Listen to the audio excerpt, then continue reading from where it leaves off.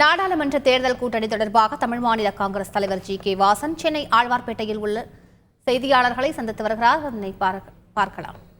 பாஜகவினுடைய தமிழக தலைவர் திரு அண்ணாமலை அவர்களின் என் மண் என் மக்கள் பாத யாத்திரை நிறைவு விழாவிலே கலந்து கொள்ள என்னிடம் நேரில் அழைப்பு விடுத்தார்கள். நேற்று காலை பாஜகவிலிருந்து மேலிட தலைவர்களும் என்னிடம் தொலைபேசியிலே தொடர்பு கொண்டு பேசினார்கள். தமிழ் மாநில காங்கிரஸ் கட்சியின் சார்பிலே அதனுடைய தலைவர் என்ற முறையிலே நான் நாளை நடைபெறும் பொதுக்கூட்டத்திலே பாரத பிரதமருடன் கலந்து கொள்கிறேன். தமிழ் மாநில காங்கிரஸ் கட்சி தேசிய ஜனநாயக கூட்டணியில் அங்கம் வகித்து பாரதிய ஜனதா கட்சியினுடைய தலைமையில் நாடாளுமன்ற தேர்தலை சந்திக்கிறது. குறிப்பாக பிரதமர் திரு நரேந்திர மோடி அவர்களை பிரதம வேட்பாளராக கொண்ட பாஜகவில் அங்கம் வகிப்பதாக முடிவு செய்யப்பட்டுள்ளது.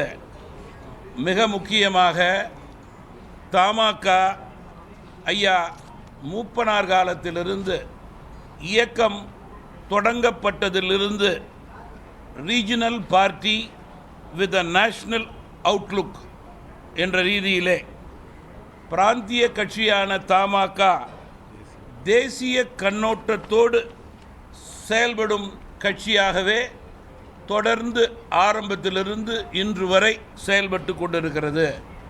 மேலும் தமாகவினருடைய கருத்துக்களை முறையாக கேட்டு ஆலோசனை நடத்தி மக்கள் நலன், இயக்க நலன், வளமான தமிழகம், வலிமையான பாரதம் இதன் மீதும் தமிழக மக்கள் மீதும் உலகத் தமிழர்கள் மீதும் அக்கறை கொண்டுள்ள கட்சிக்கு அதேபோல மாநிலத்திற்காக எந்த இயக்கம் மத்தியிலே பாடுபடும் என்ற நம்பிக்கையோடு இன்றைக்கு நாங்கள் இந்த முடிவை எடுத்திருக்கிறோம்.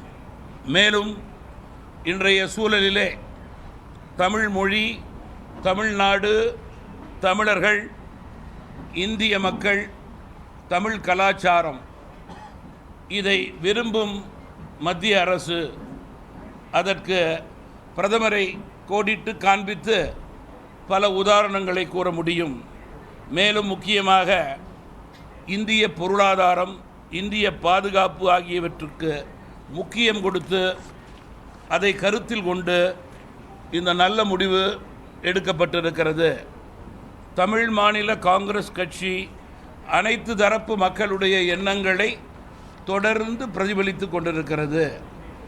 பெருந்தலைவர் காமராஜர், மக்கள் தலைவர் மூப்பனார் ஆசியோடு இந்த பணியை நாங்கள் தொடர்வோம்.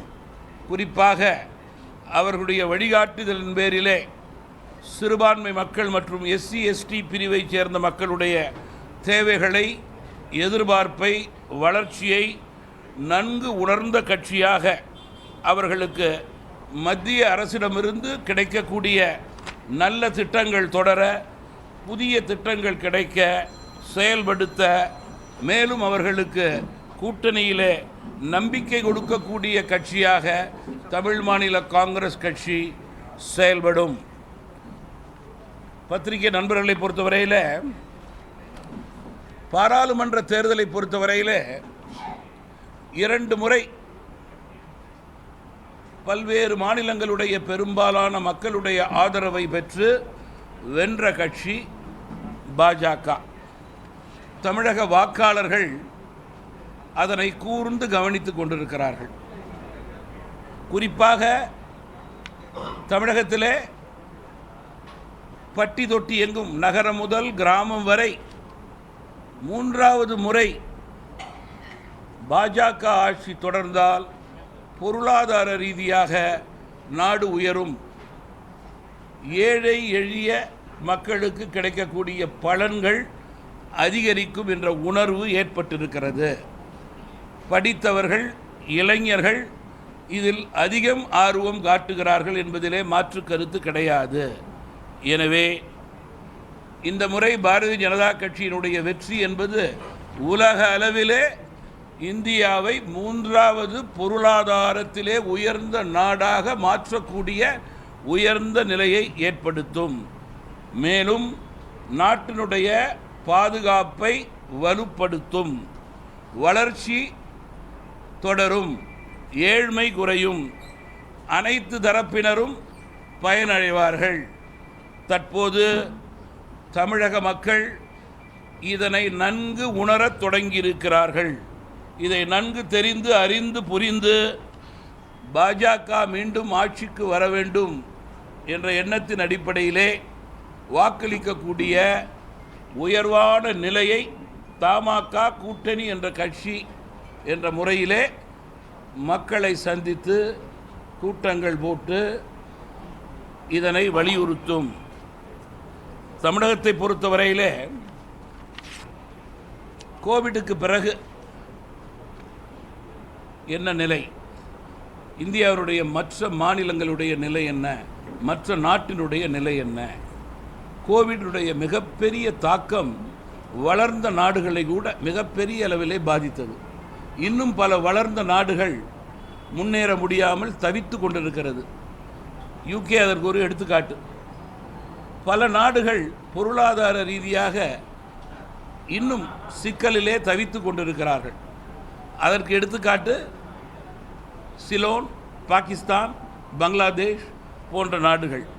ஆனால் இந்தியாவை பொறுத்தவரையிலே மத்திய ஆட்சியாளருடைய ஆளுமை திறன் முறையான செயல்பாட்டின் அடிப்படையிலே 140 கோடி மக்கள் தொகையை கொண்ட இந்தியா மற்ற வளர்ந்த நாடுகளையும் அருகாமையிலே இருக்கின்ற நாடுகளையும் ஒப்பிட்டு பார்க்கும்போது அதிக தங்குதடையின்றி தாமதமின்றி படிப்படியாக நாம் அனைத்து துறையிலும் வளர்ந்து கொண்டிருக்கிறோம்.